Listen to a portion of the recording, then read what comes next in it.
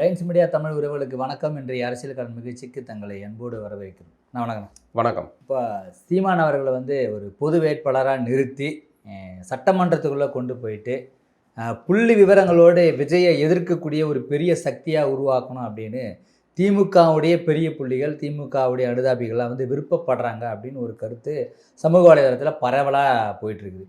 உண்மையிலேயே இதை திமுக சார்ந்தவர்கள் சீமானை உள்ளே கொண்டு போவதற்கு விரும்புவாங்களா? உதயநிதிக்கு அருகில் பக்கத்தில் உட்கார வச்சு உதயநிதிக்கு ஒரு சப்போர்ட் பண்ணுற அளவுக்கு அவரை பயன்படுத்துவாங்க. இல்லை, அதை சமீபத்தில் ஜூவியில் கூட அதை கிசிஸ் வாழ்ந்தாங்கல்ல. இந்த கோணத்தில் ரெண்டு வகையான பார்வை இருக்குது. ஒன்று, திமுக இந்த மாதிரியான அதிமுக இணைந்து பொது வேட்பாளராக நாம் தமிழர், ஏன்னா சீமான் அவர் மட்டுமாவது ஜெயிச்சிருக்கலாம் அப்படிங்கிற ஒரு பொதுவான ஒரு அனுதாபாலை இருக்குல்ல. பாவம், ரொம்ப நாளாக பேசிக்கிட்டே இருக்காரு, அவர் வெற்றி பெறல, அவர் மட்டுமா ஜெயிச்சிருக்கலாம், சட்டமன்றத்துக்கு போயிருந்தால் நல்லா இருந்திருக்கும் அப்படிங்கிற ஒரு இது இருக்குல்ல. அப்போ அந்த சூழலை பயன்படுத்தி சீமான் சட்டமன்றத்துக்கு போகலாம், அதுக்கு திமுக அதிமுக ரெண்டு பேரும் சேர்ந்து பொது வேட்பாளராக நிறுத்தலாம் அல்லது மறைமுகமாக நிறுத்தி இது பண்ணலாம் அப்படிங்கிற ஒரு கோணத்தை சொல்கிறாங்க. இது இது சம்மந்தமாக நம்ம கூட பேசியிருந்தோம். அப்படி அது ஒரு வதந்தி. அந்த இப்படியெல்லாம் நடக்கிறது நினச்சா நடந்தால் அது சிரிப்புக்குரியது அப்படின்னு தான் நம்ம அதை பேசியிருந்தோம். ஆனால் இதில் இன்னொரு கோணம் இருக்குது. இப்போது சட்டமன்றத்தை எடுத்துக்கிட்டிங்கன்னா அதில் விஜயோடைய வரவுக்கு பிறகு விஜய் வெர்சஸ் உதயநிதி அப்படின்னு இருக்கு. இப்போ பழனிசாமி குரல் கூட சட்டமன்றத்தில் இல்லை. பழனிசாமி மூத்தவர் ஆயிட்டாரு. ஸ்டாலின் அப்பாவை காணும்னு அப்போ ஒரே அணியில உட்கார வச்சாச்சு. அவங்களே சேர பார்த்தாங்க. இப்போ விஜயே ஒரே அணியில சேர்த்து எல்லாருமே ஒரே அணியில உட்கார வச்சுட்டாங்கல்ல. இப்போ இந்த களத்தை எந்த வகையில சீமானுக்கு விட்டு கொடுப்பாங்கன்னு நினைக்கிறீங்க? விஜய் வெர்சஸ் உதயநிதி அப்படிங்கிற களம் யதார்த்தமாக அமைஞ்சு போச்சு. ஸ்டாலின் தோத்திருந்தா ஸ்டாலின் உட்கார வேண்டிய நிர்பந்தம் வந்திருக்கும், விஜய்க்கு எதிராக அரசியல் பேச வேண்டிய நிர்பந்தம் வந்திருக்கும். இப்போ ஸ்டாலின் தோற்று போனதுனால அந்த இடத்துல உதயநிதி உட்கார வேண்டியிருக்கு. இப்போ உதயநிதியும் விஜயும் ஒரே வயது ஒத்த அந்த ஆட்கள், அதே சட்ட ரகம் ஆள்கள் இருக்காங்க. அப்போது இளைஞர் கூட்டம் அப்படின்னு எதிரெதிரில் ஒரு இது போகுது. இப்போ விஜய்க்கு எதிராக உதயநிதி, உதயநிதிக்கு எதிராக விஜய் அப்படிங்கிற கருத்து இருக்குது. இதுக்கு மாற்றாக அந்த இடத்துல சீமானை கொண்டு வருவது அப்படிங்கிற ஒரு கோணம் இருக்குல்ல, அந்த கோணம் படு அபத்தமானது அப்படின்னு அவர்கள் யோசிப்பார்களே மாட்டாங்களா? இதை ஒரு தன் மகன் உள்ள பேசல கொஞ்சம் தயங்குறாரு. அதுதான் புரிஞ்சுக்காங்க. திமுகவுடைய கிச்சன் கேபினெட்டை நீங்கள் சாதாரணமாக நினைக்காதீங்க. நம்மலாம் பேசுகிற அரசியலை எல்லாம் விட பல மடங்கு அரசியல் தெரிந்தவர்கள். இந்த கோணத்துலலாம் அரசியல் இருக்குமான்ட்டு நீங்கள் இங்கே பாஜக எதிர்க்கக்கூடிய இடத்துல அவர்கள் வேறு ஒரு சந்திப்புகளில் நிகழ்வுகளில் பார்த்து என்ன பேசி முடிக்கணுங்கிறதெல்லாம் முடிக்கக்கூடிய இடங்கள் தான் பெரிய இடத்து கிச்சன் கேபினெட்டுகள்லாம் அதை தான் செய்வாங்க. அப்போது இந்த இடத்துல உதயநிதி தான் விஜய்க்கு எதிரான நேரடி எதிர். இப்போ உரையாடல், ஊடகங்கள், பேசுபொருள் எல்லாமே இது சார்ந்து தான் இருக்கும். இந்த இடத்தை சீமானுக்கு விட்டு கொடுக்கறதுக்கு திமுக காரங்க முட்டாளா? இந்த கோணத்துல ஒரு டீல் பேசப்படுறாங்க. அதாவது தர்க்கம் பண்ற அளவுக்கு திமுக யாரும் இல்லையே அப்படின்றாங்க. வாங்க தர்க்கம் பண்ணி என்னத்தை சாதிக்க போறாங்க? ஒன்றும் கிடையாது. இங்க என்னமோ கருத்தியல் தர்க்கங்கள் நடந்து அப்படி ஒரு மண்ணா இருக்கிற மாதிரியா? அப்படிலாம் ஒன்றும் இல்லை. இப்போ இப்படி ஒரு பேச்சு ஒரு முதல் கட்டம் இப்படி ஒரு ஆலோசனை பேசப்பட்டிருக்கலாம். நம்ம சீமானை பொது வேட்பாளராக நிறுத்தி சட்டமன்றத்துக்குள்ளே கொண்டு போகலாம் அப்படிங்கிற ஒரு ஆலோசனை ஒரு முதல் கட்டத்தில் ஒரு பேசு பொருளாக கூட இருந்திருக்கலாம், நமக்கு தெரியாது. அப்படி இருந்தாலும் கூட அதை ஃபைனலில் இந்த இடத்துல பண்ணுவாங்களான்னு கேட்டால் செய்ய மாட்டாங்க அப்படின்னு என்னுடைய உணர்வு சொல்லுது. ஏன்னா ஒரு காலமும் உதயநிதி உட்கார வேண்டிய இடத்தை சீமானுக்கு விட்டு கொடுக்க மாட்டாங்க. ஒரு மீடியா அட்டென்ஷன் கிடைக்கிறது ரொம்ப முக்கியம் ஒரு அரசியல்வாதிக்கு. ஒரு ஊடகத்தில் பேசு பொருளாக மாற நீங்கள் சனாதனத்தை டெங்கு கொசு மாதிரி ஒழிப்பண்ணு இப்போ உதயநிதி பேசினாப்புல, இந்தியா முழுக்க எதிர்த்து பண்ணாங்கல்ல, உண்மையிலே இதுக்கு யாராவது பதட்டப்பட்டிருப்பாங்கன்னு நினைக்கிங்க? மகிழ்ச்சி அடைஞ்சிருப்பாங்க. கருணாநிதியுடைய பேரன் இந்தியா முழுக்க பேசு பொருளாக எல்லா ஊடகங்கள்லையும் பேசு பொருளாக இன்னைக்கு டிபேட்டட் உதயநிதி தான். இது ஒரு அரசியல்வாதிக்கு கிடைக்கிற எவ்வளோ பெரிய வெளிச்சம் தெரியுமா? இந்த வெளிச்சத்தை விடுவாங்களா? உண்மையில அவங்க மகிழ்ச்சி அடைஞ்சிருவா, பாராட்டுகள் நடத்திருப்பாங்க. 10 வருஷமா திருமாவளவன் பேசுகிறாரு. அது இல்லை, யாரு எதை பேசுறாங்க, அதை எப்படி கொண்டு போறாங்க அப்படிங்கிறது இருக்கு. அப்போ இதே மாதிரி தான் கருணாநிதிக்குமே நடந்துச்சு. கருணாநிதி இந்து என்றால் திருடன் அப்படின்னு ஒரு வார்த்தையை கூட அங்கே இருக்க கருணாநிதி ஒரு சாமியார் கருணாநிதி தலைக்கு விளைய வைக்க, இங்கே பாஜக அலுவலகத்தை அடிச்சு நொறுக்க, இதெல்லாம் நடந்துச்சு இல்லை? அப்போ இந்தியா முழுக்க ஒரு பெரிய பேசு பொருளாக மாறுதில்ல.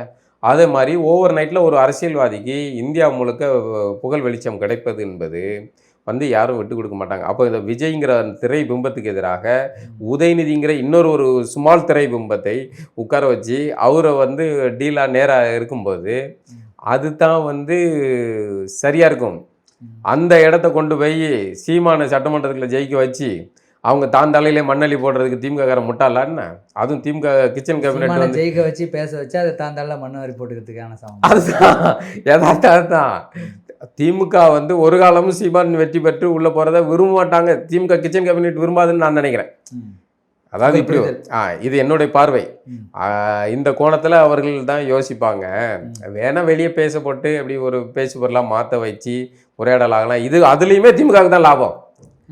இப்போ சீமான் திமுக அணியில் சேர்றாரு, திமுக ஆதரவு பெறாருன்னா சீமானுடைய மதிப்பு குறையுமா கூடுமா? குறையும்ல. சீமானு சோழி முடிச்ச மாதிரி ஆகுதா? டேமேஜ் பண்ணியா? நாம் தமிழரை டேமேஜ் பண்ண மாதிரி ஆகுதா? எப்படி இப்போ அடுத்தடுத்த சந்திப்புகள்லாம் நடக்கல, ஸ்டாலின் சந்திப்பு, உதயநிதி சந்திப்பு, இதெல்லாம் நடக்கல. இந்த பொதுத்தளத்தில் தேவையில்லாமல் ஒரு விவாதங்கள் உருவாகுதில்ல. எதுக்கு இந்த சந்திப்பு, மாண்பு தேவையா அப்படிங்கிற இதெல்லாம் ஆகுதுல்ல. இதால் திமுக ஏதாவது நஷ்டமாச்சா? இல்லை. ஆனால் சீமானுக்கு எதிராக ஒரு தம்பிமார்கள்லாம் வந்து மனதுக்குள்ளே புழுங்கிட்டு இருந்தாலும் அதை வெளியே சொல்ல முடியாமல் வந்து இருந்தாலும் அண்ணனுக்கு தெரியாதுல்ல, அண்ணனை விட்டு கொடுக்க முடியாதுன்னு பேசிக்கிட்டு இருக்காங்கல்ல. அந்த அந்த ஒரு ஏதோ ஒரு சலசலப்பு வருதில்ல, ஒரு கசப்பு வருதில்ல, அண்ணன் ஏன் இப்படி செய்கிறாரு அப்படிங்கிற இது இருக்குது. அதை வெளியே சொல்ல மாட்டாங்க. வெளியே வந்து அண்ணன் செய்வது சரிதான், அண்ணனுடைய மாண்பு சரிதான் பேசுவாங்க. ஆனால் மனசுக்குள்ளே அவர்களுக்கு உறுத்தலாக இருக்கும். இதான் யதார்த்த 99% தம்பிமார்களுடைய மனநிலை இதுவாக தான் இருக்கும். அப்போது இதன் மூலமாக நாம் தமிழருக்கு டேமேஜ் தான் ஆகுது. அப்போ இதை எப்படி பார்த்தாலுமே திமுகவுக்கு லாபம். சீமானை வந்து இந்த இதில் இப்படி பேசு பொருளாக மாற்றி டேமேஜ் பண்ணுறது மூலமாக ஒரு லாபம். அதுக்கப்புறம் இன்னொரு பக்கம் வந்து சீமானை சட்டமன்றத்துக்கு அனுப்பாமல் இருக்கிறதுலையும் திமுகவுக்கு லாபம். அப்படி எப்படி பார்த்தாலுமே வந்து திமுக விரும்பாது. இது வெளியே அப்படி பேசு பொருளாக மாற்றப்படுதே தவிர திமுக விரும்பாது அப்படின்னு தான் எனக்கு தோணுது. ஒருவேளை அப்படி ஒன்று அதிசயங்கள் நடந்துச்சுன்னா அது நிச்சயமாக மீண்டும் நாம் தமிழருக்கு தான் பின்னடைவாக இருக்கும் இல்லையா. சீமான் அவர்கள் சட்டமன்றத்துக்கு போகலாமே தவிர நாம் தமிழர் கட்சிக்கு அது ஒரு பெரிய பின்னடைவாக இருக்கும். இந்த கோணம் தான் வந்து முக்கியமானதுன்னு நான் நினைக்கிறேன். நம்மகிட்ட கூட ஃபெலிக்ஸ் பேசும்போது சொன்னாப்புல, இந்த களம் திமுக வர்சஸ் விஜய்ங்கிறதுக்கு மாறி விஜய் வர்சஸ் நாம் தமிழர், விஜய் வர்சஸ் சீமான் அப்படின்னு களம் உருவாகணும். இந்த களத்தை தான் வந்து அதை முன்னாடியே செஞ்சுட்டாங்க. அதான் சிக்கல். இப்போ தேர்தலில் அதிகாரத்திலே இல்லாத விஜயை அந்த ஏற்கனவே அனுதாபாலையில் இருக்கிற விஜய் ஒரு திரைக்கு பிம்பத்தில் விழுந்திருக்கிற அந்த சூழலில் அப்போ எல்லாரும் போட்டு விஜய் அடித்த உடனே அதில் நாம் தமிழர் முதன்மையாக நின்ன உடனே அப்போ நாம் தமிழர் திமுகவுடைய ஆள் அப்படிங்கிற மனநிலை பொதுமக்கள்கிட்ட உருவாகி நாம் தமிழர் ஒரு பின்னடைவு ஆயிடுச்சுல்ல. ஆமாம், அதான் பின்னடைவு ஆகி போச்சு. அதுக்கேற்றாப்புல சந்திப்புகள்லாம் நடந்து போச்சு. இப்போ இப்போ தேர்தலில் விஜய் வெற்றி பெற்ற பிறகு இப்போ விஜய் வர்சஸ் சீமான் அப்படின்னு நாம் தமிழர் தேர்தலுக்கு முன்னாடி திமுகவை எதிர்த்திருக்கணும், தேர்தலுக்கு அப்புறம் விஜய் எதிர்த்திருக்கணும். இதுதான் வந்து சரியா இரண்டாவது இடத்துக்கு வந்திருக்கும். இப்ப இரண்டாவது இடத்துல நாம் தமிழர் இருந்திருக்கும், சீமான் இருந்திருக்கும். இது நம்ம சொல்றத கொஞ்சம் அறிவு மனசாட்சியோட சிந்திச்சு பார்க்கணும். நம்ம ஒழிச்சதுல நாம் தமிழர் கொண்டாடி இருக்கணும். இப்ப திமுக ஒழிக்கப்பட்டது, நம்ம திமுக ஒழிக்கிறத நாம் தமிழர் விரும்பணும். விஜய் செஞ்சுட்டாப்புல, மகிழ்ச்சி, நம்மளால முடியல, விஜய் செஞ்சுட்டாப்புல, இனி விஜய் கூட நம்ம சண்டை போடுவோம். ரெண்டாவது இடத்த நம்ம பிடிப்போம். இப்போ ரெண்டாவது இடத்த சீமானுக்கு விட்டு கொடுக்க மாட்டாங்க. அது வந்து இது வந்து சும்மா பேசு பொருளாக மாற்றி சீமானை டேமேஜ் பண்ணுறதுக்கு இதுக்காகும் இல்லையே. அதால் அப்படி ஒரு கோணம் நடக்க வாய்ப்பு இல்லை. திமுக எதுக்காக யாரையும் பயன்படுத்திக்கின்றீங்க? ஆமாம், யாருனாலும் பயன்படுத்திக்கிடும். திருமாவளவனை எப்படி பயன்படுத்துவாங்க, அதே மாதிரி சீமானையும் பயன்படுத்துவாங்க. இது அடுத்தடுத்த சந்திப்பு என்ன. ஆனால் அதே சமயம் இது நான் அந்த கோணத்தில் சொல்கிறேன், அரசியலில் என்ன வினோதங்கள்லாம் நடக்கலாம். அதிமுகவும் திமுகவும் சேர்ந்து கூட்டணி ஆட்சி அமைக்கலாம் அப்படின்னு முடிவு பண்ணவங்களுக்கு இப்படி ஒன்று பண்ணுவாங்க. ஆனால் நான் இப்படி ஒரு கோணத்தை வைக்கிறேன். உதயநிதிக்கான இடத்தை வந்து ஒரு காலமும் வந்து அதை வந்து சீமானுக்கு தாரை வார்க்க மாட்டார்கள்.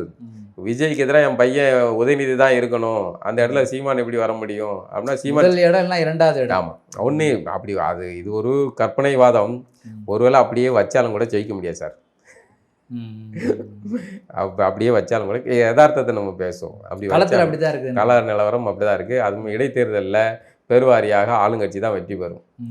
ஆளுங்கட்சி தான் வெற்றி பெறும். அப்படி ஒரு அதிருப்தியான நிலையெல்லாம் வந்து இங்கே இல்லை. இடைத்தேர்தல் அறிவிக்கிற காலம் வரும்போது அதை பார்த்துக்கலாம். மீண்டும் ஒரு நிகழ்வு சந்திப்போம்னா. நன்றி.